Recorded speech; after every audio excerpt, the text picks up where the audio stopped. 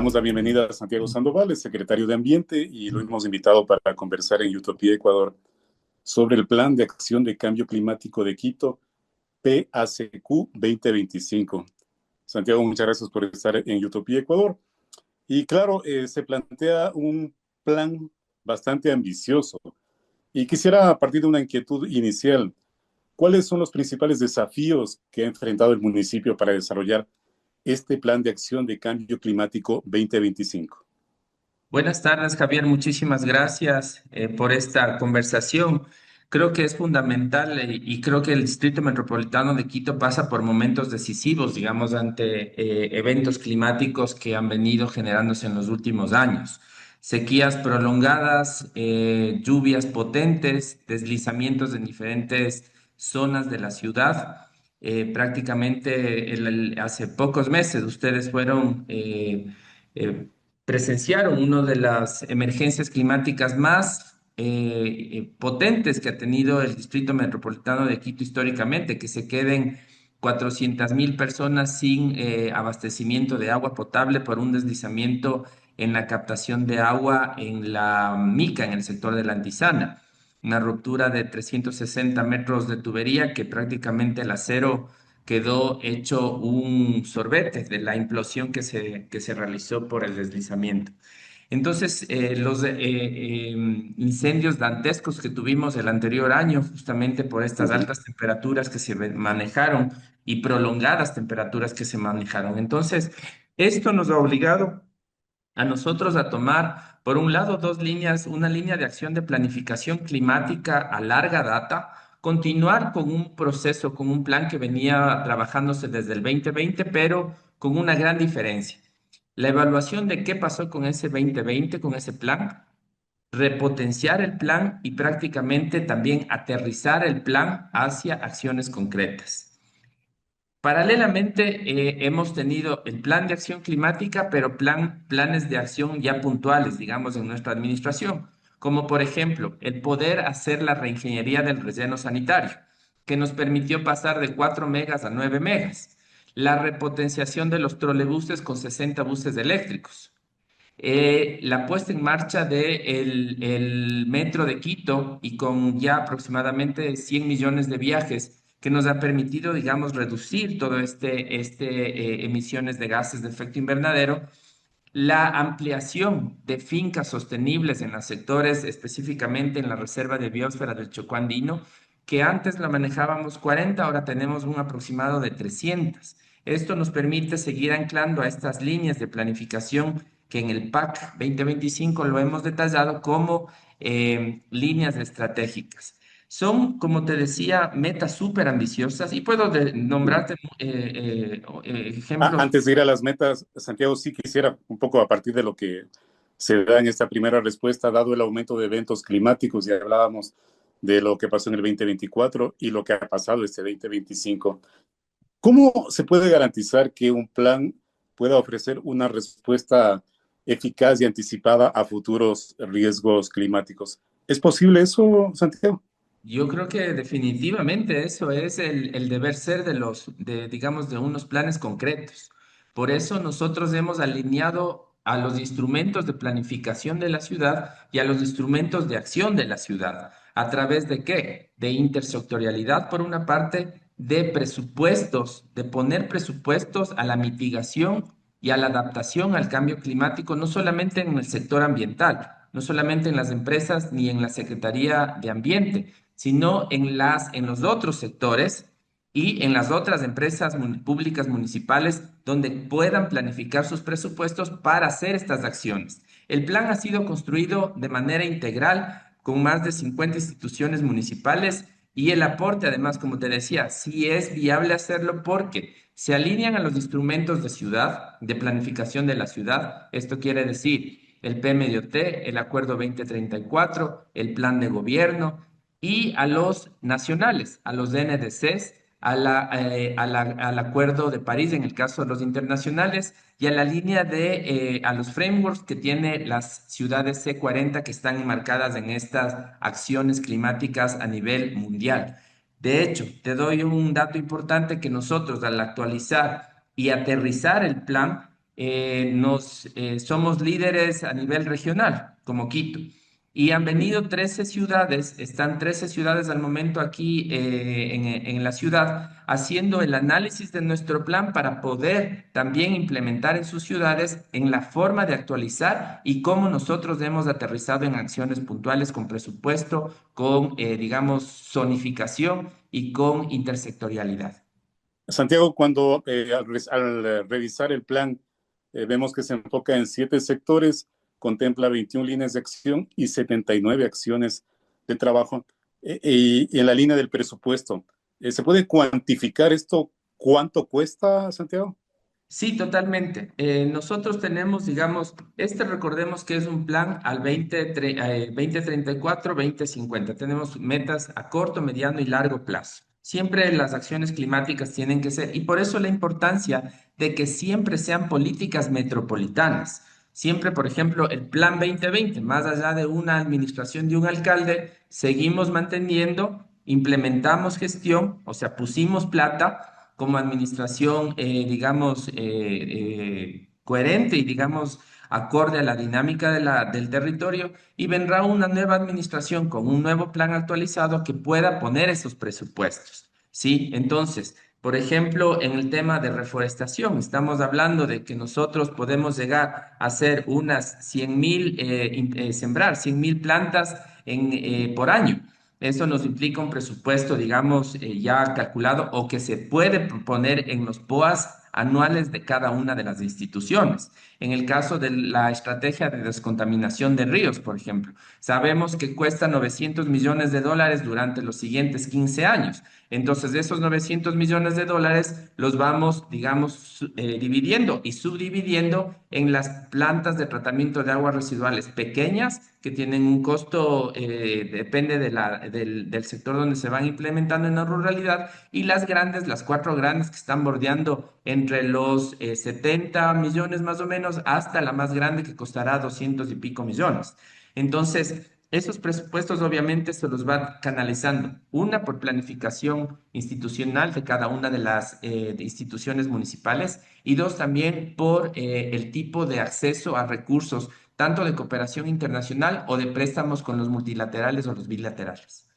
¿Es apresurado o es atrevido plantearnos una cifra global de aquí al 2050, que es la meta más ambiciosa, que luego la voy a preguntar en detalle, Santiago? Yo creo que sí, yo creo que nosotros tenemos que irse siendo responsables por un tema en el análisis financiero, cómo nosotros vamos diseñando estos proyectos y obviamente calculando en realidades cuánto cuesta cada uno. El mejor ejemplo es la estrategia o te puedo dar el otro ejemplo, el complejo ambiental, que está dentro de la gestión de residuos dentro del plan de acción climático. El complejo ambiental más o menos costará 190 millones de dólares.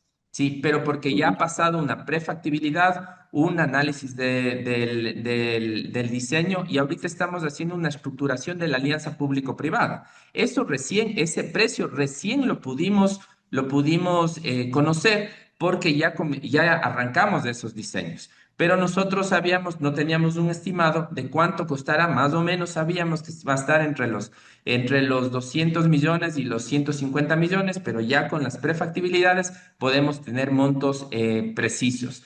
Y en ese sentido, el propio Ministerio de Finanzas, en este caso, nos dio hace 3 semanas más o menos el aval para arrancar con la estructuración de la alianza público-privada, en la cual se activa económicamente todo el sector, digamos, constructivo, tecnológico del manejo de residuos, y obviamente estamos dinamizando una economía de 190 millones de dólares por un proyecto importante para la ciudad. Hablemos ahora sí de meta, Santiago, y tenía aquí uno de los datos. Dice, una de las metas es reducir un 30% las emisiones de gases de efecto invernadero al 2030. La pregunta que quiero hacer es, ¿qué sectores serán clave para lograr esta reducción? ¿Y qué incentivos o sanciones, de ser el caso, se pueden prever para asegurar ese cumplimiento? Quizás va por ahí, por incentivos o sanciones, o qué acciones puntuales, en este caso de esta meta de gases de efecto invernadero, se han planteado, Santiago. Son metas súper ambiciosas, son metas también súper transparentes, claras, que nosotros debemos ponernos como, digamos, ahorita una ciudad líder en Latinoamérica que está dando, digamos, ejemplo de cómo planificar climáticamente. Sí, nosotros, por ejemplo, aquí para reducir esto es ¿cómo te digo? Un combo de acciones principales, no solamente de un sector, sino de varios sectores. Entonces, hablar de 30% de emisiones de gases de efecto invernadero al 2030 implicará hablar de manejo de residuos, por ejemplo, las plantas de tratamiento de aguas residuales que implica las plantas y los interceptores, la movilidad, la electromovilidad, poder seguir Ujú, trayendo más buses eléctricos, ya sea para la ecovía, ya sea para el transporte trolebús o inclusive las cooperativas de transporte puedan sumarse a esa electromovilidad. O la ampliación de ciclovías, por ejemplo. Esto en seguir aumentando las ciclovías y lo que está a punto de, digamos, terminar de tener las bicis públicas. Entonces, ujú. estos son proyectos que nos permiten reducir las emisiones de gases de efecto invernadero. El hecho de que nosotros hayamos hecho una reestructura de los cubetos en el relleno sanitario y el bajar, o mejor dicho, el aumentar los megas por biogás nos sigue nuevamente reduciendo estos gases de efecto invernadero. El tratamiento de lixiviados en el relleno sanitario. Antes teníamos 14 piscinas, ahora hemos tratado y hemos llegado a 6 al momento. Esto nos implica nuevamente gases, reducciones de emisiones de gases de efecto invernadero. Entonces, son decisiones, por un lado, técnicas y políticas que nosotros dejamos como administración para que se sigan dando, digamos, hojas de ruta como ciudad, más allá de una administración, sino que se tengan dentro de los planes maestros, dentro de los proyectos y se puedan ejecutar, digamos, con presupuesto también claro, certero de poder realizar estas reducciones o cumplir estas metas de reducción de emisiones. En el horizonte, no digamos de corto, sino de mediano plazo, pudiera pensarse en restricciones o regulaciones un poco más enfocadas en antigüedad de vehículos, por ejemplo. ¿O es prematuro hablar de eso en este 2025 de cara a la meta 2030? De hecho, la Secretaría de Movilidad, el sector de movilidad, es súper ambicioso en este sentido, es poder hacer esa transición a la electromovilidad. Ese es hacia nosotros donde debemos apuntarle sí o sí, porque estamos viendo las problemáticas que tenemos a nivel de combustible. Nuestro combustible, el diésel, a lo menos es un combustible de baja calidad.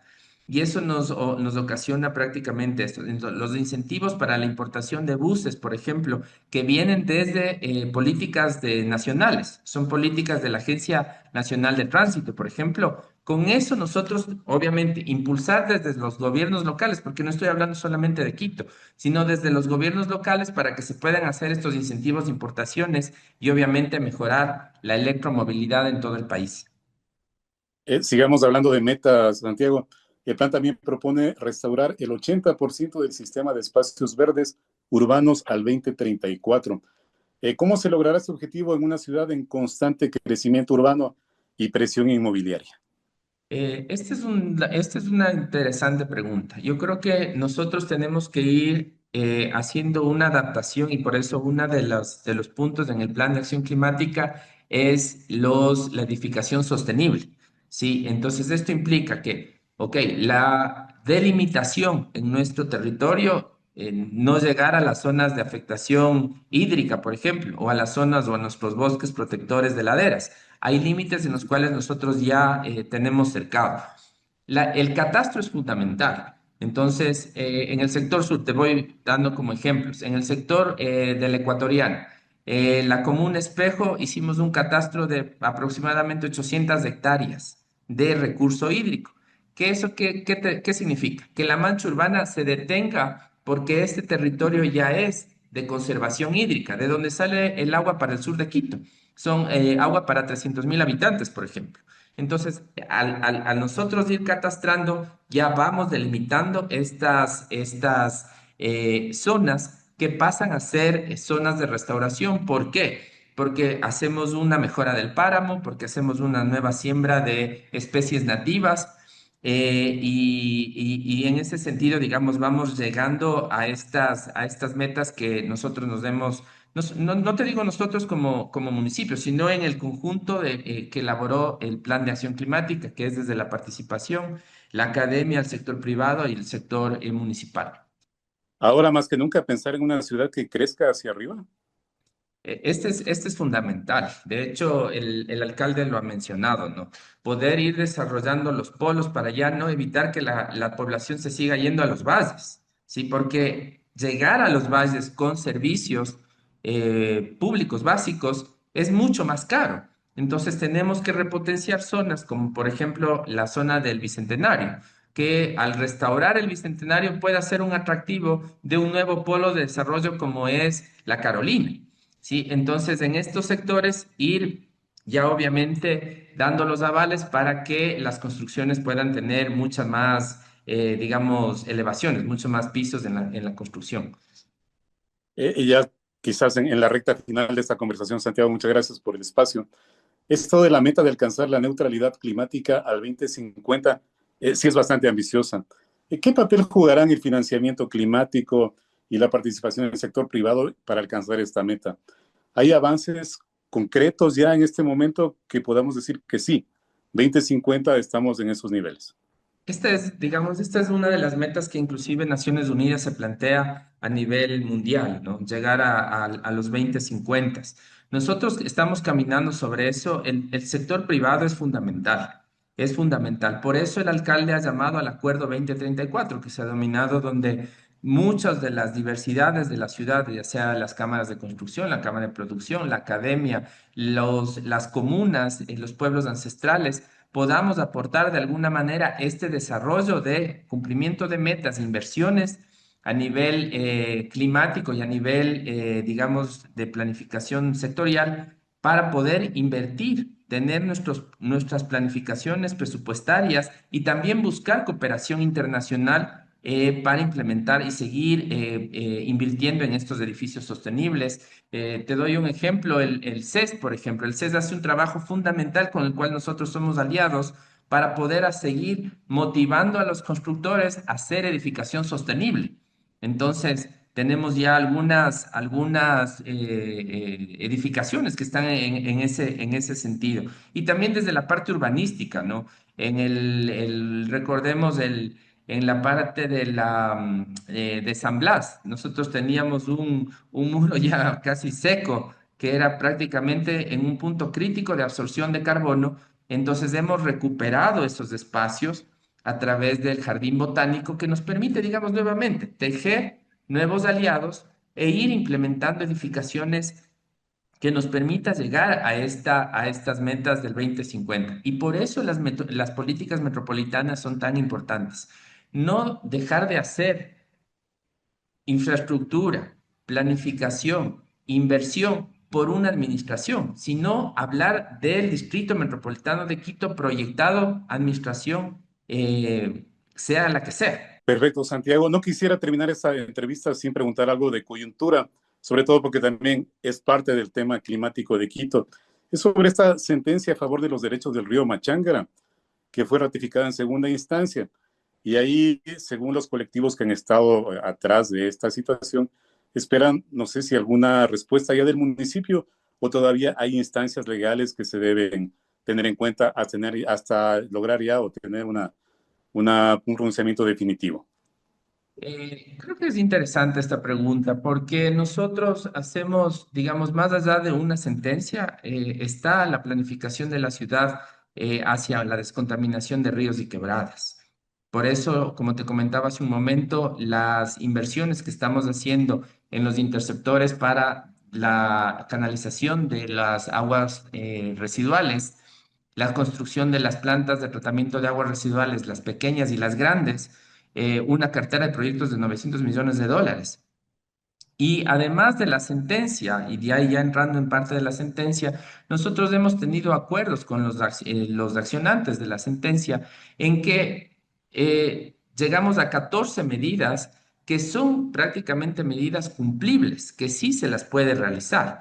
porque, digamos, se pueden, digamos, tienen lógica técnica, lógica presupuestaria y, digamos, también tiempos coherentes de acuerdo a las, digamos, dinámicas también del sector público. Entonces, nosotros nos mantenemos en esos acuerdos, respetamos muchísimo esos acuerdos y estamos implementando también esos acuerdos de acuerdo a los cronogramas que se han mantenido. Para nosotros es fundamental seguir trabajando y lo vamos digamos, hacer por plan de manejo de ordenamiento territorial, por nuestro plan de gobierno y por, digamos, estrategias de descontaminación de ríos y quebradas que están proyectadas más allá de una administración. Los acuerdos, nosotros respetamos los acuerdos, seguimos, digamos, cumpliendo una sentencia que, como te digo, no los jueces no deberían estar planificando ciudades, deberían estar zapatero a tu zapato. Entonces, en este sentido, nosotros seguimos trabajando con estos colectivos, y no solo con ellos, ojo, sino con toda la ciudadanía que está inmersa, que prácticamente es recuperar los ríos y quebradas de nuestra ciudad. Y el resto de compromisos o las 27 recomendaciones, ¿qué va a pasar? ¿O ustedes van a seguir o apelarán a otra instancia que todavía se puede hacer en el campo legal?